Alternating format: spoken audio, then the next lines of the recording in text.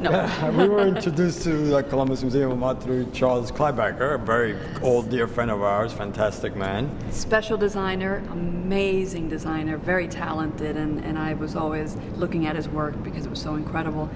Well, Incredible techniques. He's the master of his craft, and he Yeah. really understood he speaks our language. He understood all the bridges between art and fashion and culture and dance and engineering and architecture and theater and writing, and he's just one of those rare people who can connect all the Links. dots. Mm-hmm. And that's why fashion is such a rich culture to work in. We started off with a what if question. We talked about, you've done retrospective exhibitions. Sure. You've designed installations for many museums Sure. around the globe.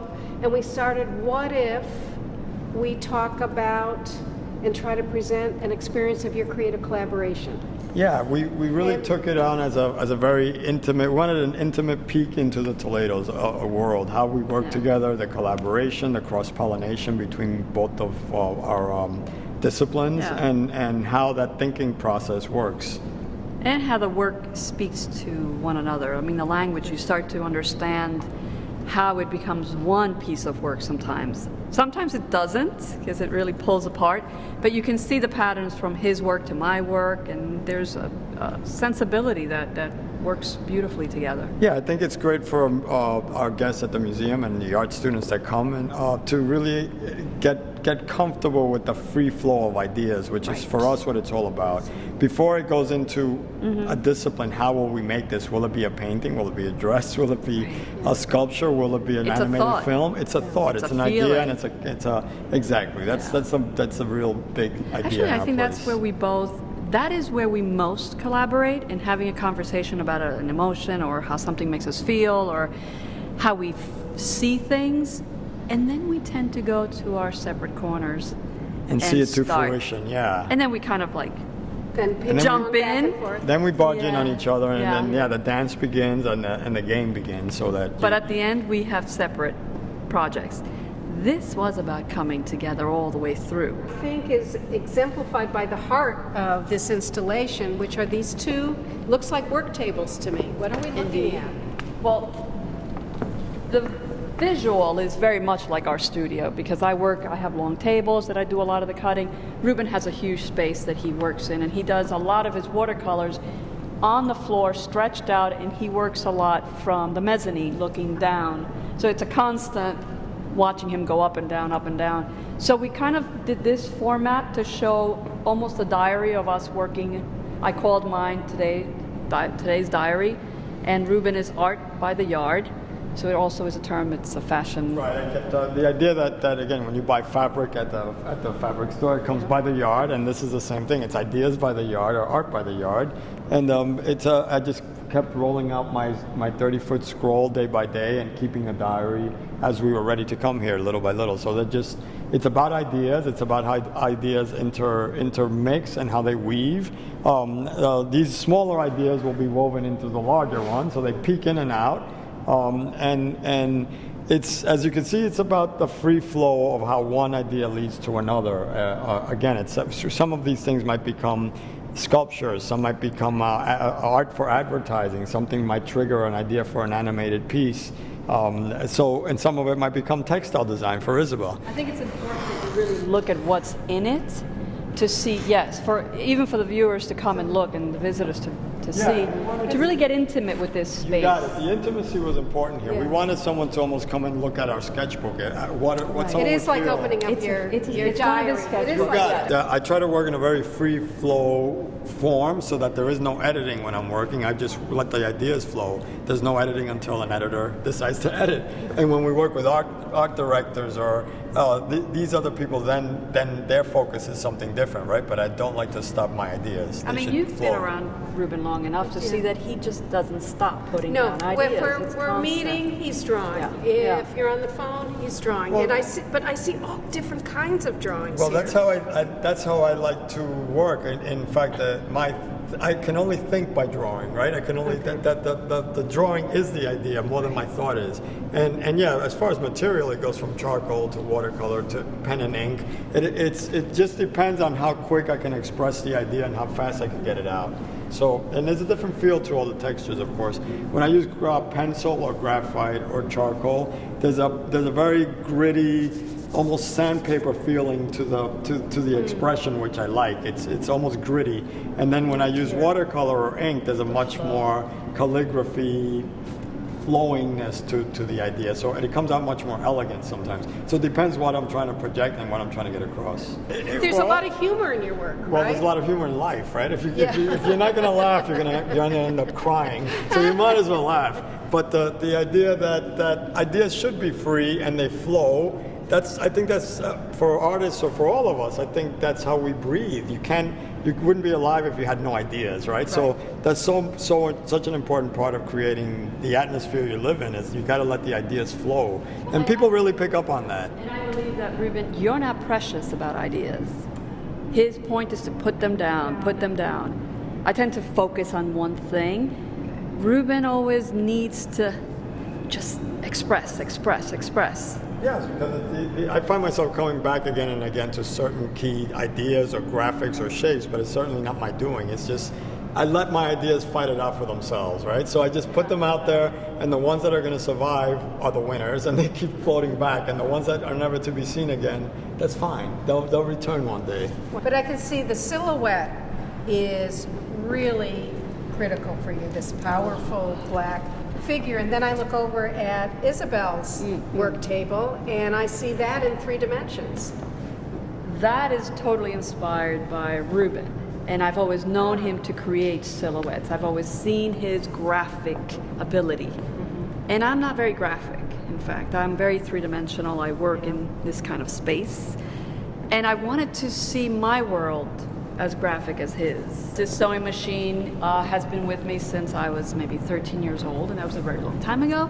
And she's still here, and she's kicking, and it was given to me by my father, and I still use it, and I wanted to cover her in silk. So she is in silk paper taffeta. Every single detail's right down to the screws, everything. It's been lovingly dressed, is what I would love to say. I mean, I wanted to dress the world that, or the object that I use to create my world. I wanted to even dress that, which is what I do. I dress the world. I dress women, I dress men, I dress a space if I could.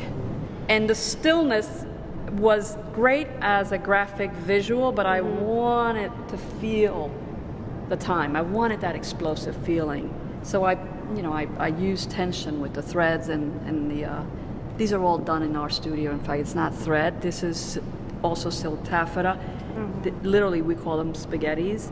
And they're done. Look at this. This is so fine. And those are stitched and literally turned inside out. Well, it's also like writing. It feels like Isabel's created this calligraphy out of her own thread and cord, and there's a certain kind of writing or etching through time when I look at this. I mean, I do look at things by I understand life through dissecting. I mean, I used to do that when I was a kid. I used to take my bicycles apart, my dolls. So it really does inspire my creative process to understand how things are put together, take them apart, and figure out a new way of putting them together. I mean, I think I've always done that. Yeah, you're really construction oriented. Yeah. She loves how things are made. And in fact, all her clothing is really the result of how they are made. She never works from a sketch or how it should look at the end. The result of how it looks, the surface, is the result of how it was made. So there's a beautiful thing to that. Ruben, also in the space are these fantastic paintings, but they're actually woven drawings? Woven watercolors. I usually work on very large watercolor scrolls that are usually 30 feet long.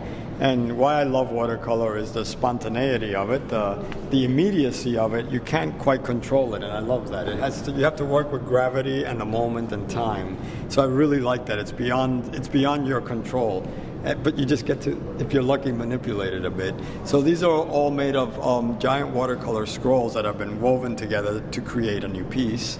And over that I've painted with latex paint, more imagery, which to me there's something about first of all, I wanted to weave this painting. I wanted it to be treated like textile, the way Isabel works with fabric. So I didn't want it to just be a flat situation. I wanted it to be something to do with layers and time, and you can almost peel these apart and find what's below it is yet another painting. So I really like that. I like that you can't see it all at once, and I like that the viewer discovers that there's more going on than they can possibly look at. So I really like that. It's sort of like life.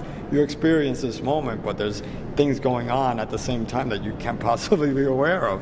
So but it all influences you. I wanted people to get that idea, and I love the grandness of it. I wanted to feel a certain amount of overpowering force of nature to it, right? That's what this centrifugal force is all about, and these spinning figures. I wanted people to feel the giganticness of life. It's a graphic writing for me. It really is calligraphy, and it's shapes, and there's a kind of magical, mystical thing with shapes. They mean so many things to so many different people, right? For someone, it's a letter. For someone else, it's the shape of a face. For someone else, it's literally a math equation. So I wanted to capture that. There's something endless about that. It's a sort of writing that you don't control. It's coming out there from the universe, and that's the secret code that's in there. I don't even know what it is, but we'll crack it eventually. It's marking your space, your It's time. a certain kind of dialogue. You're explaining something, even though I don't know what I'm explaining. I'm writing something that has to be written, you know. So there's something very powerful about that. I never know what I'm going to end up with. That's the beauty of it, you know. I can never do the same thing twice, so I couldn't try. But I think I think all artists that have worked in this world, there's a certain endless quality to that is as ancient as time. It's like cave drawing. You just have to put it down. But yeah, I'm always surprised. I definitely feel when he's being surprised. I see it in his face. I see it in his body language. Like when he does certain actions, I know that he's recognizing something or something that he's not done before. I try not to surprise myself. I want to have the answer. I want to understand. And I think, if anything, my love is in trying to understand the world, and so it's not about surprise in the work, it's about solution. The surprise might come from gravity, actually, depending of cloth. Yes. I might imagine a certain fabric doing something, but gravity hits and you can't control it. Right. And you've also created this collaboration on the wall. How did you start to think about this? The landscape. The landscape of ladies. I think Isabel wanted a landscape of women, so that you're literally in the geography of females, right? The different shapes, the different sizes, So this is the idea, that is to look at it from afar. And certainly you can experience them very close, because it's all about the beautiful details and the surprises that happen that you don't see from the outside right away.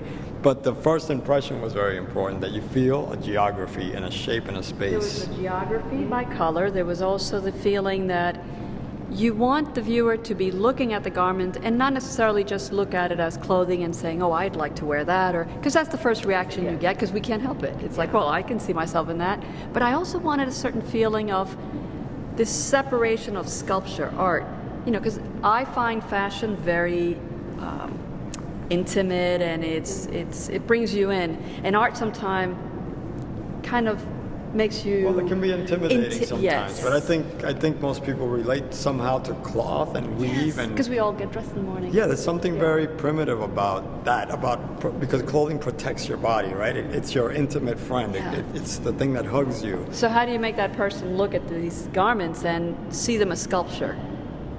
And not have to relate right away, just see them as sculpture. So it was hard for me, because I have 30 years of collections. Archives, yeah. I have a huge archive, so I had to really think of what pieces do I get that can be sculptural and create a beautiful vision of.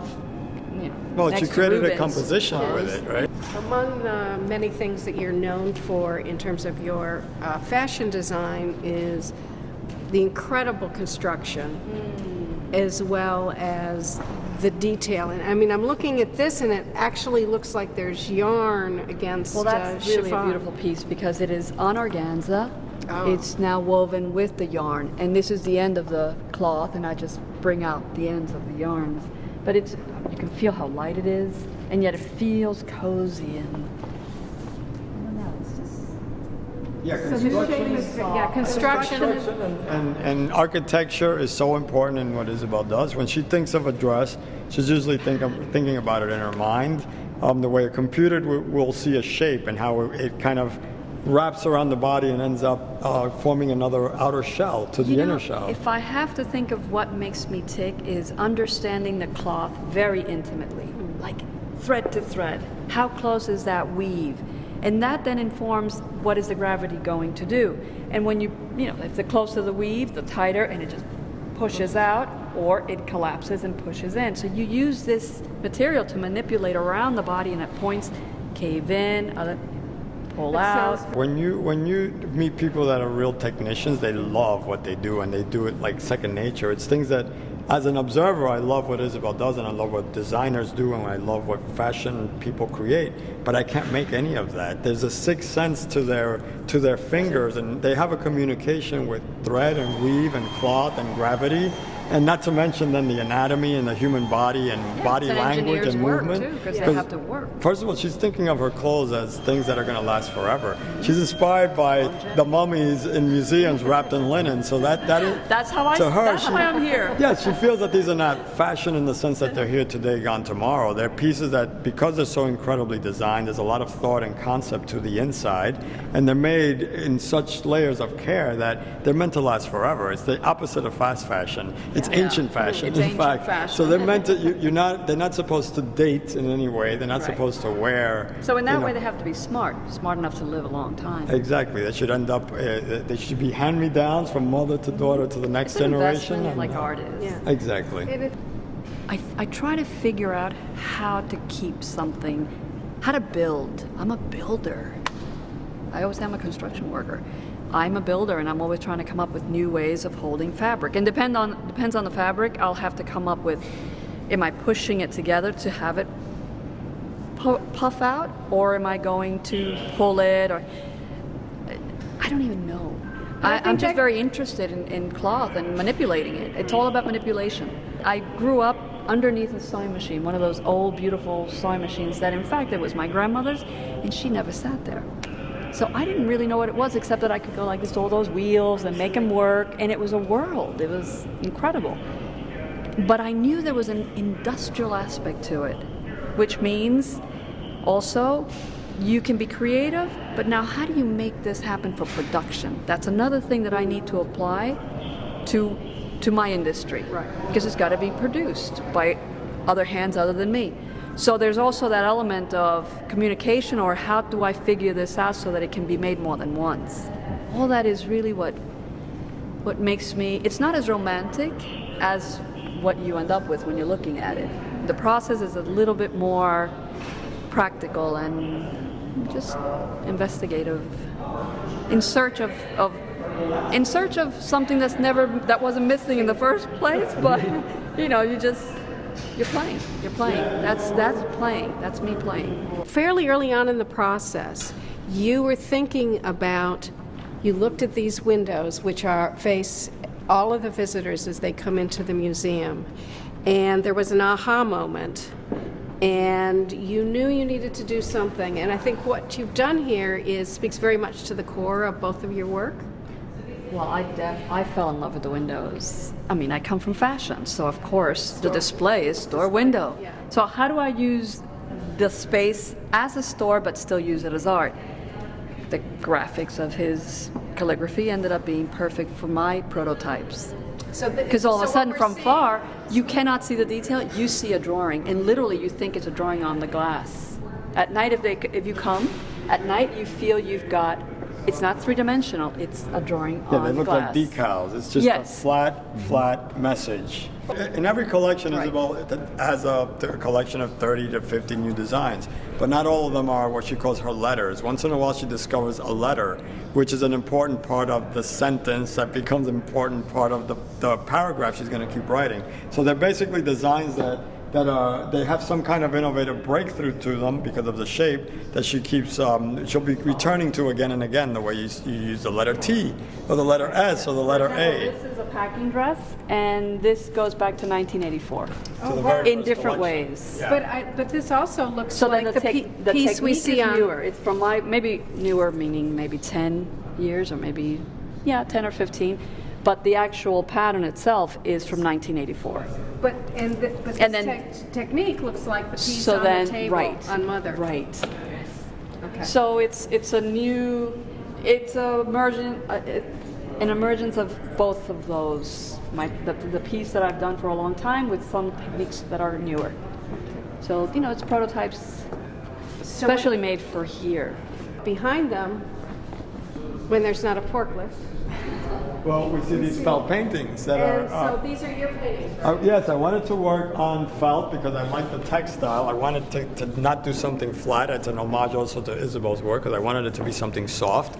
And the compositions are based on Isabel's patterns. The whole totem pole figure is constructed out of the patterns of Isabel's dresses. So you mean this? So you're seeing torsos and bodices and skirt skirts. pieces and a part of a sleeve pattern, and that's what constructs the whole totem pole. So to me, they're larger-than-life versions of Isabel's clothing, just petrified into a flat, two-dimensional shape. So then when we see them from outside, her figures are floating on your landscapes. You got it, exactly. Again, so her there's that figures. So I read that marriage, just like on the mural on the other and side. You see something, some patterns that are totally flat. It's a flat graphic image, and how they merge into a three-dimensional shape that then wraps the human figure and becomes unrecognizable. So there's a real metamorphosis or cocooning thing the way bugs turn into butterflies, Right. turn into. There's something about. Yeah, there's that something about transition that. is so special. That morphing is very Yeah. interesting. We We humans love like that, actually. morphing because we dress. We morph into new shapes all the time. Some people quest to stay the same, but some people like to play camouflage. And in Right. fact, like nature does. Nature likes to do camouflage. And we Bugs all like do to pretend fashion, they're leaves. even if you're just putting on a pair of jeans and a t-shirt. You choose it. Yeah. What do you hope that visitors will come away with, or what aha moments do you think they might have? I hope they come up with their own idea of what the heck we just did. I hope they're just free to feel. Well, feel, art is and not freedom, even- you know. yeah, Art yes. is freedom, and we hope that they feel the how design is related to graphics, it's related to paintings, it's related to dressmaking and pattern making and architecture, because the space had a lot to do with it. Right. We spent a whole day in the space before we decided what kind of exhibition we would want to put on.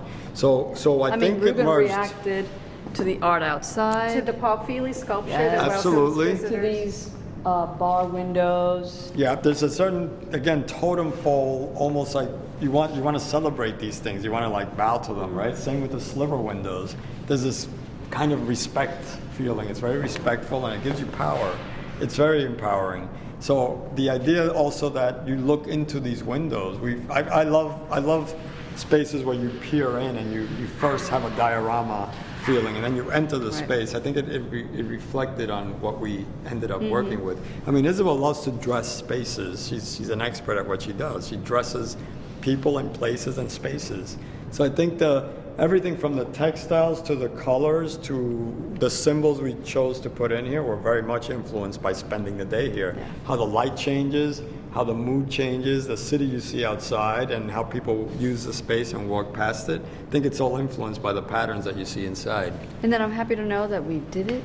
We left it to you, and then you have an amazing team that put it together. Well, I think Columbus Museum of Art, because we met Columbus Museum of Art through Charles Kleibecker, we very much trust that the sensitivity that the museum has for, and they understand that interrelationship. They're not afraid of it. Some people are very territorial about the different disciplines. And don't dare to touch one. I mean, you have Right. a team that can actually handle a dress.